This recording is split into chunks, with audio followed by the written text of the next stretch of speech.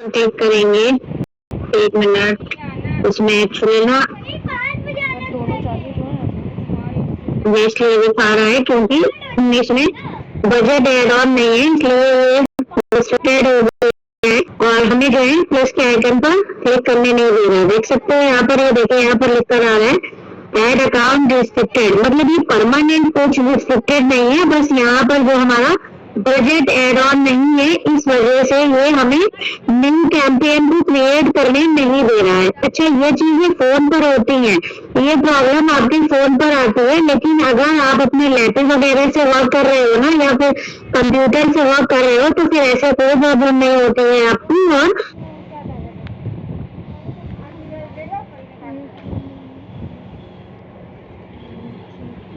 और जिनको कंप्यूटर चलाना नहीं आता वो कैसे करेंगे कंप्यूटर में।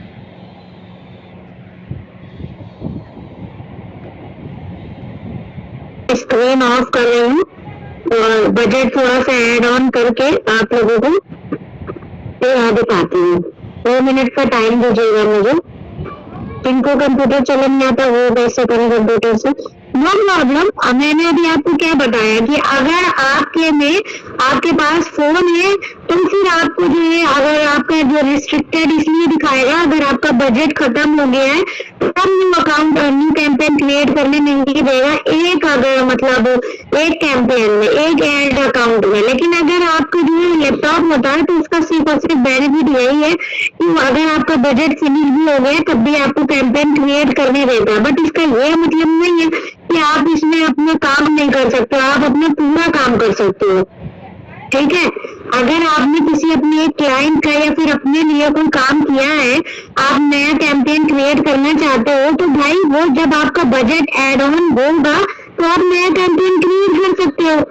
और पहले से या तो फिर आप करके रख चुके होगे, अभी तो आप इसमें बजट एड ऑन करोगे, या फिर अपने क्लाइंट के लिए भी, क्लाइंट का भी आप पहले से उसका कैंपेन क्रिएट करके दे दोगे ना, तभी तो बजट एड ऑन करोगे बाद में। उसके बाद बजट फिनिश हो जाएगा तो फिर से उसका न्यू बजट एड ऑन करके आप नया कैंपेन क्रिएट कर सकते हो, तो उसमें कोई मसला नहीं है, आप इजीली अपना काम कर सकते हो। चलिए, मैंने इसलिए आप लोगों के साथ अगेन स्क्रीन शेयर कर रही है ताकि आप लोग के साथ भी ये शो कर सकूं कि कैसे बजट एड ऑन करना है। देखिए कुछ सिंपल से है यहाँ पर, बस ये जो सेटिंग का ऑप्शन है इस पर हम लोग क्लिक करेंगे क्योंकि ये चीज हमें देखनी थी तो इसलिए मैंने सोचा चलिए आप लोग को लाइव दिखा भी देते हैं। तो इस पर हम क्लिक करेंगे और जैसे हम यहाँ पर क्लिक करेंगे यहाँ पर बिलिंग एंड पेमेंट का ऑप्शन आता है, यहाँ पर हम बिलिंग एंड पेमेंट के ऑप्शन पर क्लिक करेंगे। उसके बाद देखिए यहाँ पर आपका जो अवेलेबल फंड है जो यहाँ पर लिखा है 0, क्यों? क्योंकि यहाँ पर कोई भी फंड नहीं है, नहीं है। लेकिन अगर हमें फंड ऐड ऑन करना है तब हम क्या करेंगे, तब हम यहाँ पर क्लिक करेंगे ऐड फंड के मेथड पर, फंड पर के ऑप्शन पर, और उस पर जाकर के हम अपना बजट ऐड ऑन करेंगे। अच्छा, उसके पहले एक चीज और देखिए कि अगर उससे पहले आपने अपना पेमेंट मेथड यहाँ से ऐड ऑन करना पड़ता है। कौन सा पेमेंट मेथड है वो भी हम लोग देखते हैं। क्लिक किया हमने और यहाँ पर देखिए यूपीआई यहाँ पर नहीं सेलेक्ट है, यहाँ पर डेबिट कार्ड, मतलब आप कैसे पेमेंट करना चाहते हो, चाहे तो आप डेबिट कार्ड क्रेडिट कार्ड के थ्रू कर सकते हो, यूपीआई के थ्रू कर सकते हो, मतलब जीपे फोन पे और आपका जो भी मतलब जितनी भी यूपीआई होती है आप उनके थ्रू कर सकते हो, नेट बैंकिंग के थ्रू कर सकते हो या फिर आपका एड क्रेडिट के थ्रू कर सकते हो। ठीक है, तो ऑलमोस्ट लोग ज्यादातर यूपीआई के थ्रू ही करते हैं, तो हम भी उसी ऑप्शन पर क्लिक करेंगे और जैसे यहाँ पर हम इस ऑप्शन पर क्लिक करेंगे यहाँ पर हमारा आता है नेक्स्ट पर हम क्लिक करेंगे। अब ये यहाँ पर हमसे ये पूछ रहा है कि ये अच्छा ये जो ऐड पेमेंट मेथड वाला ऑप्शन है ना, ये सिर्फ आपको एक बार सेलेक्ट करना होता है। एक बार अगर आप कर दोगे तो उसके बाद आपको दोबारा ये ऑप्शन करने की नीड नहीं होती है। फिर उसके बाद आप दूसरे पहला वाला जो ऐड फंड का ऑप्शन दिखाया था ना, उससे आप डायरेक्ट ऐड फंड कर सकते हो। यहाँ पर अब देखिए, यहाँ पर मुझे डालना है, मैं पूरा 100 रुपीज नहीं यहाँ पर एड ऑन करूंगी, मैं यहाँ पर डाल रही हूँ 99 रुपीज। अब वो क्यों डाल रही हूँ, या तो आप 99 लिख सकते हो, या तो आप 98 या 97 या फिर आप 96 इस तरीके से कर सकते हो। मतलब अगर किसी का बजट 100 रुपीज है तो डेली हम उसको 100 रुपीज यहाँ पर एड ऑन नहीं करेंगे और 99 एड ऑन करेंगे। क्यों? क्योंकि ये छोटी छोटी सी जो टिप्स एंड ट्रिक्स होती है इसलिए हमारे रिजल्ट को इम्प्रूव करती है और इन्वेंस करती है, अच्छा रिजल्ट ला करके देती है। ये टिप्स होती है, मतलब ये कोई कंपल्सरी नहीं होता है, बट ये टिप्स होती है कि आप इस तरीके का अगर अमाउंट फंड एड ऑन करते हो तो उससे हमें अच्छे रिजल्ट आते हैं। अब उसके बाद हमें कुछ नहीं करना है, डन कर दिया हमने यहाँ से, देन नेक्स्ट किया हमने। अब इस फोन पर मेरा कोई भी जीपे, फोन पे, मतलब यूपीआई इस पर नहीं है मेरी। अगर आपके फोन पर यूपीआई होगी तो फिर आपके पास यहाँ पर एक इंटरफेस ओपन होकर के आ जाएगा और डायरेक्ट वो आपके जीपे, फोन पे जो भी होगा उस पर ले जाएगा। लेकिन अभी मेरे पास क्या ओपन होकर के आया है? क्यूआर ओपन होकर के आया है। अब आप क्या करोगे, इसी क्यूआर कोड को अपने दूसरे फोन में जिससे भी आपको करना है ना, उससे आप क्या करोगे, यहाँ पर उसको स्कैन करोगे अपने जीपे से, फोन पे, जो भी आपके पास यूपीआई होगी उसके थ्रू आप यहाँ पर स्कैन करोगे और आप वहां से अपना बजट एड ऑन कर दोगे। भाई कैसे यूपीआई के थ्रू करना है वो तो आप लोग को आता ही होगा। अब 2 मिनट दीजिए, मैं यहाँ पर एड ऑन करूँ फिर आपको दिखाती हूँ।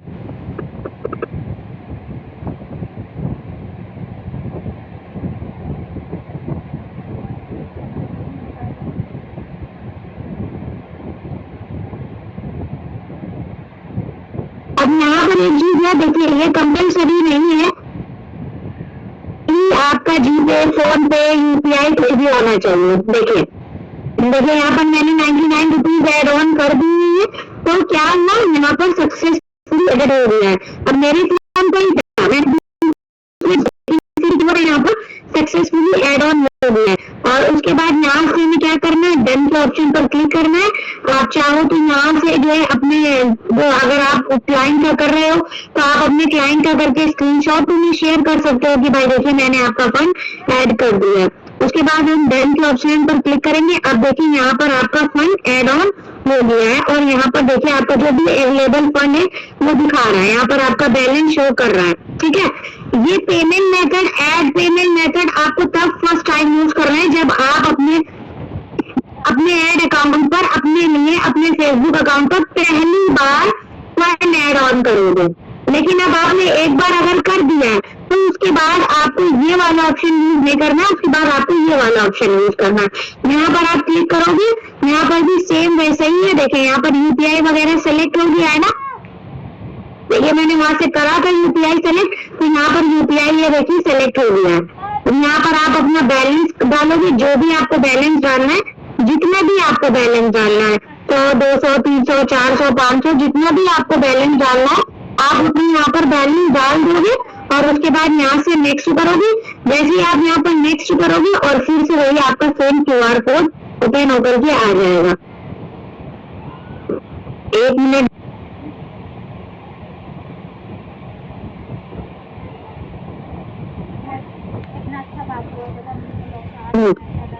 ये देखिए सेम आपका क्यूआर कोड ओपन होकर के आ गया। अभी हम लोगों ने यहाँ पर कुछ भी बजट सेट नहीं किया है, इसलिए जो भी बजट था वही 760 रुपीज आया है।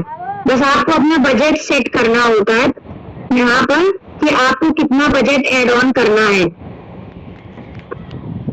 तो जैसे यहाँ पर ऐड फंड के मेथड पर आप ऑप्शन पर क्लिक करोगे, यहाँ पर अमाउंट अपना सेट करो कि आपको कितना यहाँ पर आज हमें अपना फंड एड ऑन करना है, चाहे अपना हो चाहे अपने क्लाइंट का हो।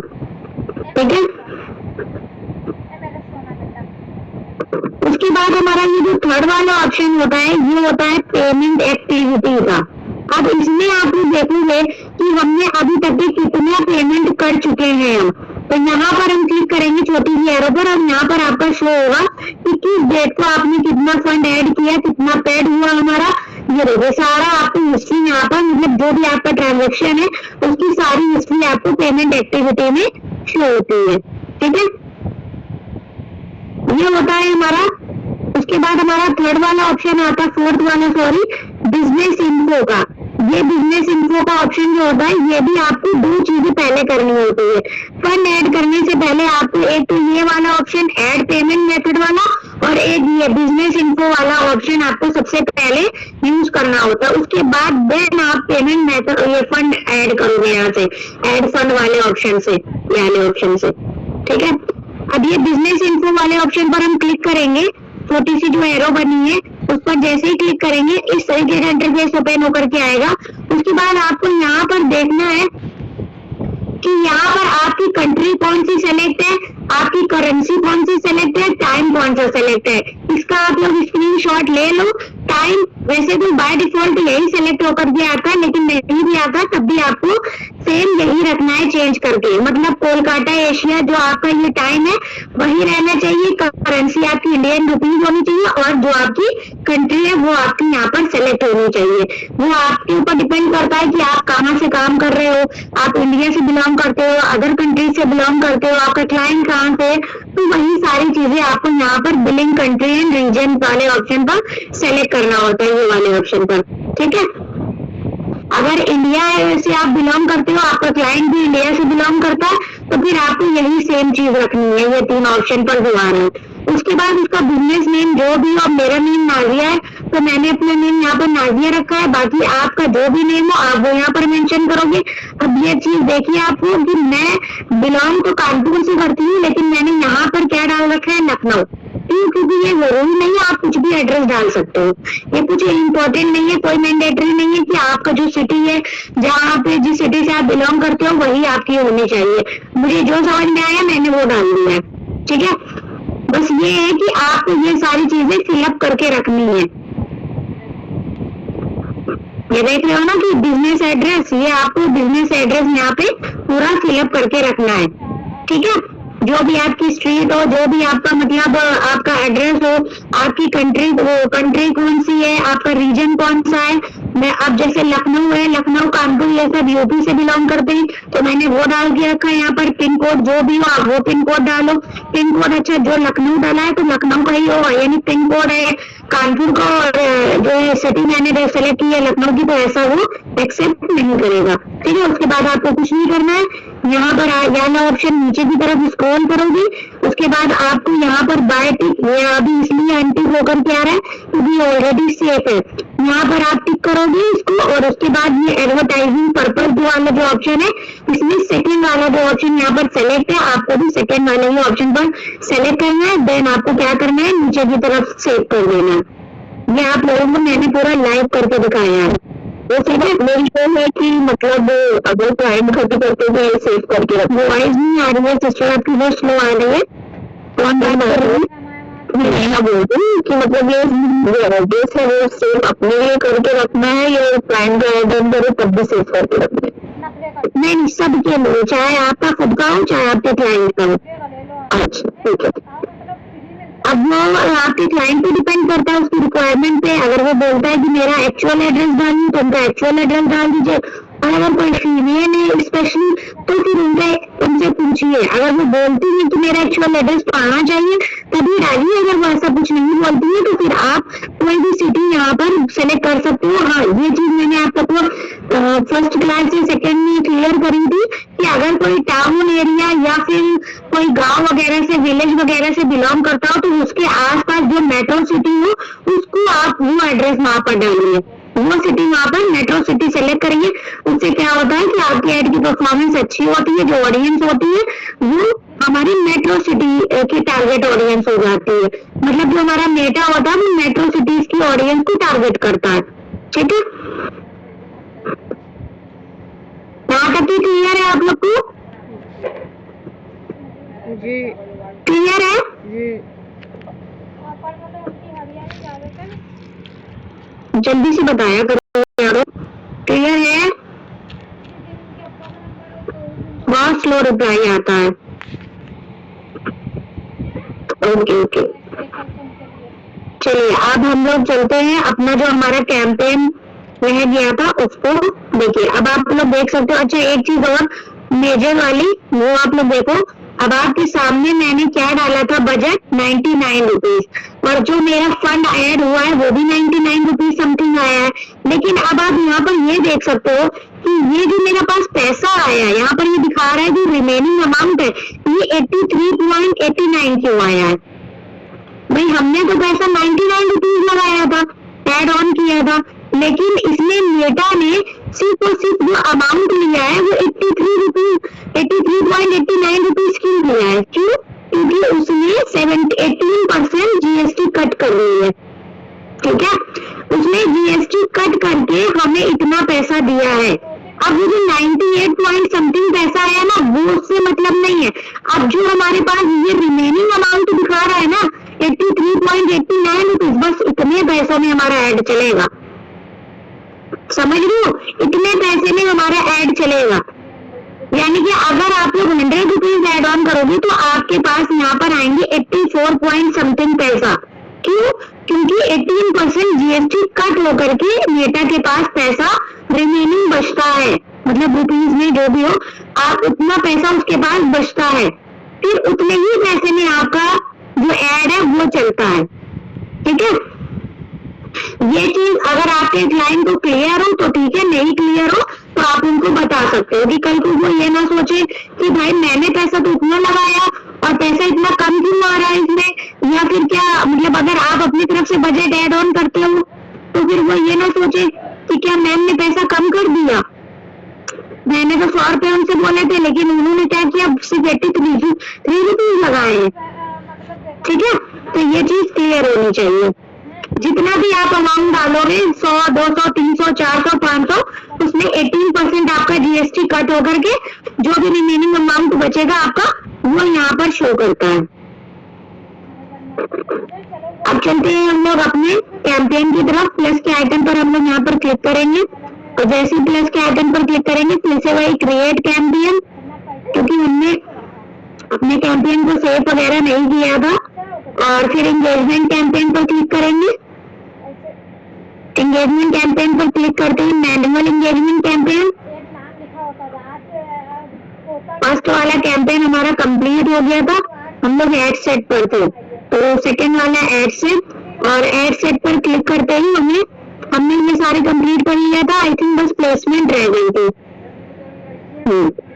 प्लेसमेंट रह गई थी। एड ऑडियंस का कंप्लीट हो गया था, नहीं बस एक्सक्लूड लोकेशन तक हुआ था। ठीक है, इंक्लूड और एक्सक्लूड लोकेशन तक ही हुआ था हमारे पास। उसके बाद ये वाला ऑप्शन आता है हमारा शो मोर का ऑप्शन। शो मोर के ऑप्शन पर क्लिक करेंगे। अब देखो आप यहाँ से क्या कर सकते हो, अपनी एज वगैरह जो भी मतलब आपको आपके कैंपेन के आपके बिजनेस के अकॉर्डिंग, आपका बिजनेस का प्रोडक्ट क्या है, आपके क्लाइंट का क्या प्रोडक्ट है, क्या उसकी रिक्वायरमेंट है, आपकी क्या रिक्वायरमेंट है, उसके अकॉर्डिंग आप क्या करोगे, यहाँ पर अपनी एज सेट करोगे। मतलब आपकी ऑडियंस की एज सेट करनी है हमको कि हमें किस एज से किस एज ग्रुप तक के, मतलब मिनिमम कितना और मैक्सिमम कितना हमको यहाँ पर एज ग्रुप सेट करना है।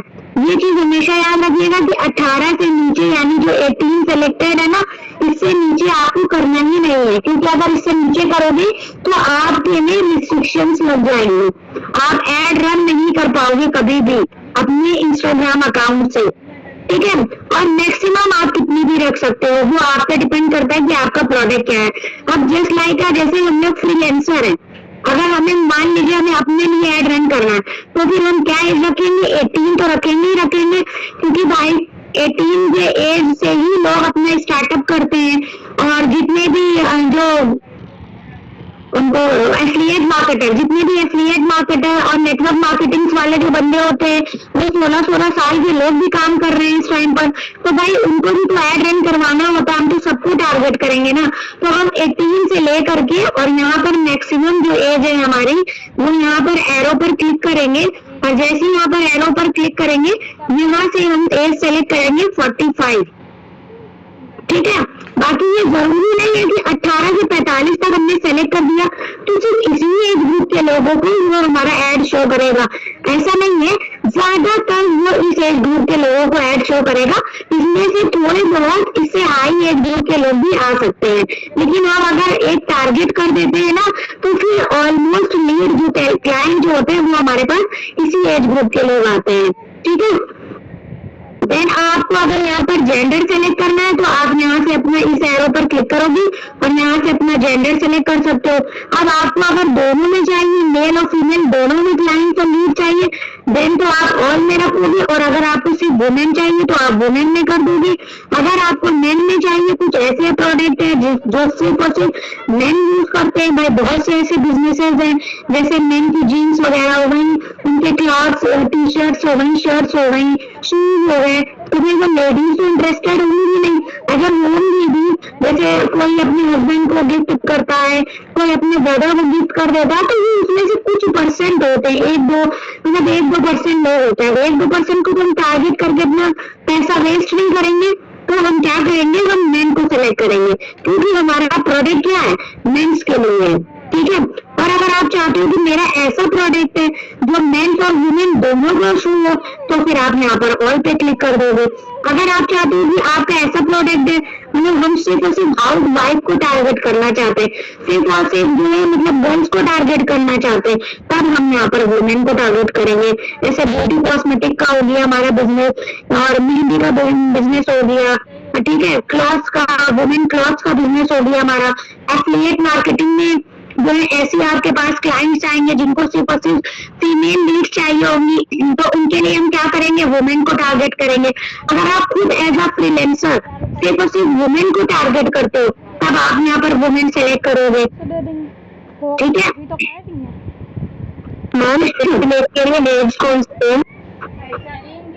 एफिलिएट के लिए अगर आप वुमेन को टारगेट करते हो तो फिर दो तरीके की आपकी एज होती है। एक तो आपको सबसे मेन चीज आपको ये देखना होता है कि आपका जो क्लाइंट्स है उसकी रिक्वायरमेंट क्या है, मतलब वो है कौन, वो एक हाउसवाइफ है या फिर वो एक स्टूडेंट है। अगर वो एक स्टूडेंट है, ठीक है, और उसको लीड भी गर्ल्स की चाहिए, तो जैसे यहाँ पर वुमेन सेलेक्ट रहने दीजिए, और एज उसकी क्या करिए आप 18 से लेकर के उसका एज का जो ग्रुप आप रखोगे 30 तक के रखोगे। और अब इससे भी अगर आप मैक्सिमम रखना चाहते हो तो सिर्फ और सिर्फ 35, इससे ज्यादा नहीं रखना है। क्यों? क्योंकि वो स्टूडेंट को टारगेट करना है। अब आप ये सोचोगे कि मैं वो स्टूडेंट तो मतलब क्लाइंट से हमें क्या मतलब है। देखिए, इसका एक साइकोलॉजी होती है, ये होता है कि अगर आप एक स्टूडेंट हो और आप जैसे एज मतलब घर में काम करते हो, as a student work from home कर रहे हो और अच्छी खासी अर्निंग जनरेट कर रहे हो, तो अगर एक सामने वाला भी, अगर आपका एक क्लाइंट है, सामने वाला भी वो भी स्टूडेंट है, तो वो आपसे कहीं ना कहीं इंटरेक्ट करेगा, आपसे मोटिवेट होगा। क्यों? क्योंकि वो सोचेगा कि अरे ये भी तो अपने स्टडी के साथ और एक वर्क फ्रॉम होम कर रही है, मतलब साइड हसल भी अपना जनरेट कर रही है, साइड इनकम भी जनरेट कर रही है और अपनी स्टडी भी कंप्लीट कर रही है। स्टडी के लिए इनको अपने पेरेंट्स पर डिपेंड नहीं होना पड़ रहा है, फाइनेंशियली इंडिपेंडेंट भी है बंदी और साथ ही साथ अपनी स्टडी भी कर रही है। तो जैसे ये स्टडी करने के साथ साथ अपना काम करती जा रही है, तो मैं भी तो कर सकती हूँ, तो वो आपसे इंप्रेस होगी, मतलब इंटरेस्ट होगी, आपसे मोटिवेट होगी, ठीक है। यही सेम चीज आपकी हाउस वाइफ के लिए होता है। अगर आपका क्लाइंट हाउस वाइफ है तो ज्यादातर कोशिश करिए कि उसके पास जो लीड है वो भी हाउस वाइफ से रिलेटेड है। क्यों? क्योंकि वो उससे रिलेट कर पाएगी कि हाँ ये हाउस वाइफ है, इनके बच्चे भी हैं, इनकी फैमिली भी है, इन लॉज में रह रही है, एक मैरिड पर्सन हो करके टाइम निकाल रही है और साथ ही साथ अर्निंग भी जनरेट कर रही है। जब ये कर सकती है तो मैं क्यों नहीं। तो वो उनसे इंटरेक्ट होगी, उनकी नीड क्लोज होगी, उनकी नीड क्लोज होगी तो फिर आपको अच्छे रिव्यूज आएंगे, रिजल्ट अच्छे आएंगे, भाई सामने वाला बंदा खुश होगा कि मैम ने मुझे बहुत अच्छी लीड जनरेट करके दी है, मेरी क्लोजिंग भी हो गई है, ठीक है। तो ये आपके साइकोलॉजी के लिए आपको समझना पड़ता है कि आपको अपने क्लाइंट्स के लिए, मतलब क्लाइंट की क्या रिक्वायरमेंट है,